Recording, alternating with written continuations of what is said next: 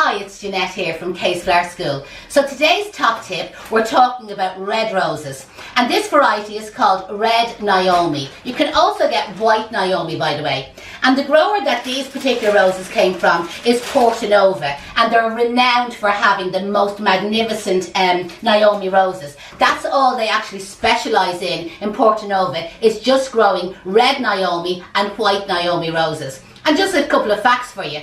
The Red Naomi rose bush produces 2 red roses each day, one in the morning and one in the evening, where the white one just produces 1 white rose each day.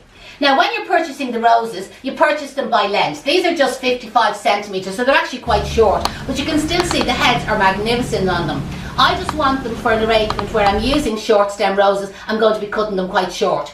So first of all, using your stem stripper, remove the leaves and the thorns kind of like below the waterline. As I said, I'm going to be cutting these quite short anyway. So this would be just for like treating your roses. A stem stripper is absolutely, you know what I mean, a godsend. Like well worth going and buying one. We have them for sale on our Floral Sundry page on our website. So presuming you have treated all your roses, what I would recommend to do is get all your heads around the same height. Now I know everybody has their own way and their own suggestion of treating roses, but this is a method that we use here at the school and we recommend our students to do as well. Using a small sheet of brown paper, sometimes the roses come wrapped in brown paper already. I'm now going to wrap the brown paper around the heads. Now if I had all the roses cleaned down, I'd do them all together. I'm just saving time here.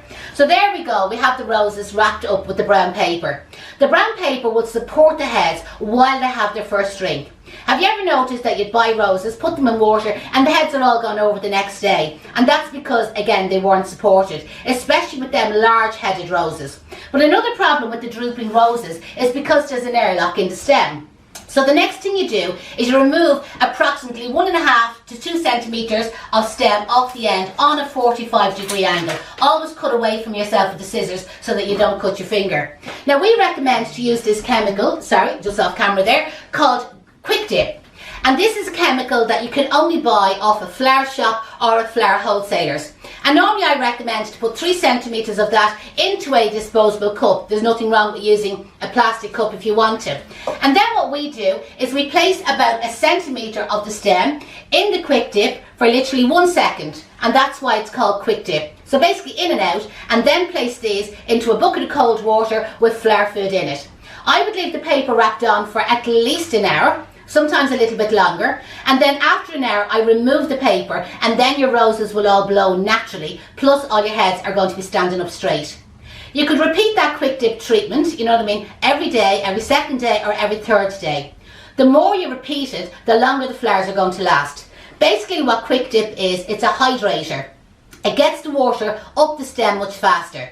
So especially in summertime or if the weather is warm and you do find that your roses are drying out or they need extra water, it's well worth using Quick Dip. But if you're trying to get your roses to blow for a wedding, and as I said, this particular rose are absolutely fabulous for weddings, you know that way, this will encourage them to open up that little bit more as well. When they have open, I normally then would remove what I call the guard petals. Some people remove them before they put them on display, and some people remove the petals when they're actually making the floral arrangement. So normally it's the 2 or 3 outside petals around the rose, and as you can see they're a little bit tatty looking. But this is normal. All roses, every one of these roses that I will pick up will have 2 or 3 guard petals around the end, and they will be kind of marked and tatty. It's normal to remove them.